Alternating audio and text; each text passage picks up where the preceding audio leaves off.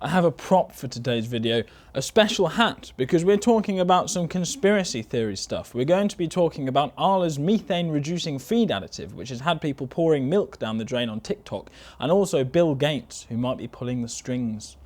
Ooh. For anybody new, I speak to you from a small ex-dairy farm. I used to milk cows. I've worked on plenty of other dairy farms. Both sides of my family have been dairy farmers. Milk is something I am quite familiar with. As everybody knows, cows produce methane, which is a greenhouse gas, and I've briefly covered the important things about methane in this video, and I shall cover them again even more briefly now. Carbon dioxide, when released, will stay in the atmosphere more or less indefinitely, so any emission of carbon dioxide will add to the amount already in the air, which will build up and cause additional warming. So to stop global warming from carbon dioxide, we need to stop emissions.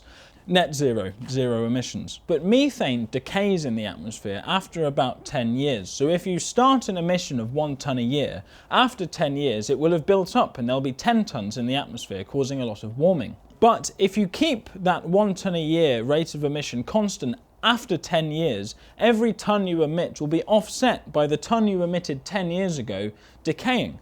So a constant rate of methane emissions doesn't cause additional warming. If you release 1 tonne of methane a year over 100 years, there will only ever be 10 tonnes in the atmosphere at any one time. Whereas if you released a tonne of carbon dioxide every year, at the end of 100 years there would be 100 tonnes in the air. This means that if you reduce the amount of methane you are emitting, you're putting less in the atmosphere to replace the previous emissions which are decaying. Reducing methane emissions therefore has the same effect on warming as actively removing carbon dioxide from the atmosphere. It has a cooling effect in essence. A lot of climate modelling doesn't reflect this dynamic, which is really unhelpful, but it is a very good thing because it means we can stop warming from methane emissions quite easily.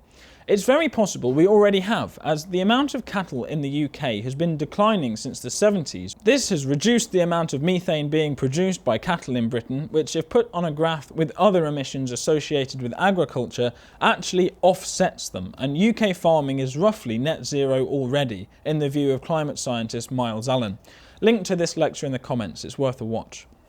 This means if we could reduce the amount of methane each cow produces, that could be problem solved for the climate impact of the dairy industry, and Arla think they might have found the solution. Arla is a milk processing company, and milk processing companies control the price they pay to farmers, which generally means they are really horrible to farmers. While I was growing up, we did not have a lot of money because we were often paid less than the cost of production for our milk, so by working the family would actually get poorer at the expense of these big companies who make massive profits. Not necessarily relevant here, but I'm not a massive fan of these companies. In a press statement that I didn't think was very well written, Arla say major retailers join forces with UK dairy farmers to trial methane-reducing feed additives. Arla will work alongside retail partners Morrisons and Aldi and with Tesco and 30 farmers to trial a new drug called Bovaer, which I hope I'm pronouncing correctly. Cows and sheep are ruminant animals, which means they have a slightly different digestive system to creatures like us. They have a rumen, which is a special compartment with lots of microbes inside that allows stuff we find indigestible, like grass, to be fermented and broken down. This process essentially causes the grass to decay anaerobically without access to oxygen, so carbon and hydrogen get joined together to produce methane. On dairy farms, at least in winter, farmers put together a carefully designed mix of all the different foods the cattle need for a balanced diet. So if an additive could be designed that reduced the amount of methane produced during the digestion process, it would be very easy to roll out. Just toss a handful in the mixer wagon while doing the mix. Sorted. And the product Arla have found is Bovaer, made by this company that I shall not try to pronounce. A 1/4 teaspoon per cow per day reduces emissions by 30 to 45%. A miracle. And they tell us how it works. In a cow's rumen, microbes help break down food. This releases hydrogen and carbon dioxide. An enzyme combines these gases to form methane. Bovaer is a feed supplement that suppresses this enzyme, so less methane gets generated. Just a 1/4 teaspoon in a cow's daily feed takes effect in as little as 30 minutes. As it acts, Bovaer is safely broken down into compounds already naturally present in the rumen. They emphasise this has been supported by many scientific studies and is certified for use in over 55 countries, including the EU. And as it gets broken down into naturally occurring molecules, it should not affect the milk at all. Bovaer is nitrate and a bio-based alcohol combined and put in a powder form. Nitrate production is CO2 intensive, but this would be offset, at least in the short term, by the reduction in methane it would allow. In their brochure, they use CO2 equivalent, which is not a very good way of measuring climate impact because methane doesn't behave like CO2. But this bit says giving 1 cow Bovaer is like planting 45 trees. This is part of the solution, essentially. With my climate science hat on, this is great, but as a farmer, I'm a little less sure. If Bovaer suppresses an enzyme used in digestion, will that make digestion less efficient? That would not be good for feed efficiency and land use, and as dairy farmers look at this, that will be their concern. And I'm not sure how small farmers who graze cattle in the summer could give it to them. How could you be sure you were giving your cows an even dose? I understand it might be available in pelletized food, which would make it easier to dose and feed when they're out in the fields. I give my sheep a handful of pellets every day to keep them friendly. Maybe I could even give it to them in time. But the announcement that this product was being trialled in the UK has sparked a massive backlash from consumers. Some of the concern has been due to the presence of a substance called 3-nitrooxypropanol, which is something you don't really want to get in your eyes, but it's broken down in the stomachs of the cows, so is certainly of no concern to consumers. There have been concerns about it causing infertility that stems from a letter discussing how the product should be handled before it's been put in its final form in the factory. So again, it's not of concern to consumers. I've read lots of statements from the Food Standards Agency and similar bodies who all say the same thing. It's been tested and approved all over the world, and as an enthusiastic consumer of milk, I personally have no concerns. But some people are concerned about the supposed involvement of Bill Gates. He was not involved in the development of this product, but has invested in a rival company called Ruminate. I don't personally have much animosity towards Bill Gates, but I don't follow his every move, so I'll leave it to my comments to educate me on why he is not a good man. But I do know that Bill Gates listens to the scientist Václav Smil regarding food systems, who is somebody that I think is trustworthy. I am a Václav Smil fan myself. Some people think that the elites, with Bill Gates being a sort of figurehead, the World Economic Forum, want to reduce the population. And this spills over a little bit into the inheritance tax row we've been covering, because people think that now an untimely death in a farming family will mean selling land, and the people who will buy that will be the people who afford it, which increasingly means the very wealthy elites. And just as the protests about inheritance tax were kicking off, the Labour Party tweeted this, which implies that while they're screwing farmers, they're very keen to work with BlackRock, which was taken by many to be proof that they are acting on behalf of their shadowy paymasters. So this Bovaer issue fits within a broader theory, which is tricky, because as we have seen on this channel, a lot of environmentalist thought does come from a desire to make everybody a peasant again, which meant reducing the population. I'm going to put my hat back on for this bit.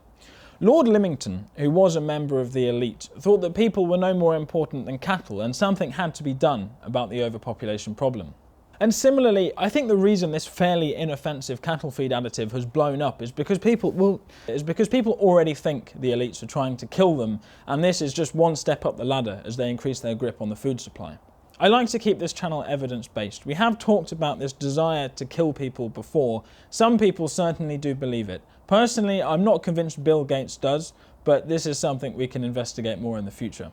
Irrespective of whether we may believe the reasons given for this boycott of Arla products, the opposition from consumers has been enough that all of the local dairy farmers I know who sell directly to the public have put out statements saying that they will not use the additive. I think this is a bit poor from them, actually, because one of the reasons farmers are seen as conservative is because they're hesitant to take up new technologies, which makes perfect sense. If you've fine-tuned, mathematically calculated the feed ration for your cattle, you don't want to give them something that might completely change how their digestive system works. But what you do want in that situation is for somebody else to test it out, and then you can see if it works at no risk to yourself. And that is what's happening. There are 30 trial farms. But one of the local farms said they couldn't use Bovaer even if they wanted to because they are organic and the Soil Association have not allowed its use. Here is a statement from our friends at the Soil Association. You see the whole thing on the screen. They only certify products deemed safe and nutritionally useful for the animal. The main components that make up Bovaer are not included in the list of approved products, so it is not permitted for use under the organic standards and in organic farming. So they have drawn up a list of products that are allowed, and this product is not on the list, so it's forbidden. But the Soil Association, as the UK government's official organic certification body, are able to stop any products not on their list being used in organic farming. Any organic milk Arla supply must meet organic regulation requirements. The Soil Association at its conception was a fascist political movement. It sounds crazy, it is crazy, we've done videos on it, but today their ideology would generally be described as environmentalist. They are an environmental charity. But their ideas were never designed to fight climate change. In line with the broader European fascist movement, they wanted to bring about a smaller, organic, more natural society. Actually, the sort of thing people are concerned Bill Gates wants to do. Here, an environmentalist group is very explicitly standing in the way of us being able to reduce emissions. They have jurisdiction over organic farms and they have banned the use of Bovaer. Environmentalism stands in the way of saving the planet. We must not be fooled by pro-nature rhetoric. These ideas were designed to make everybody peasants again and reduce the food supply enough to make cities unviable. They never intended to save the planet. We have to stop thinking how these people think if we're actually going to sort out this mess. Arla have put out a statement trying to stop this opposition, which reiterates that Bovaer is based on science, it's research certified and harmless to the consumer, which is all good. But reading this from the perspective of a farmer, it says Bovaer has been worked on for 15 years and is being used in approximately 25 countries across more than 200,000 cows. Which is fine, but it isn't very many cows, really, and I haven't been able to find out why this is. Maybe farmers who use it find it does hit production. Personally, I think if this product does harm production, it should be subsidised by the government. Farmers currently get paid under environmental subsidies to not maintain our drains, which would harm production for no real benefit. All the worms might drown, I guess. Maybe that's what the government want.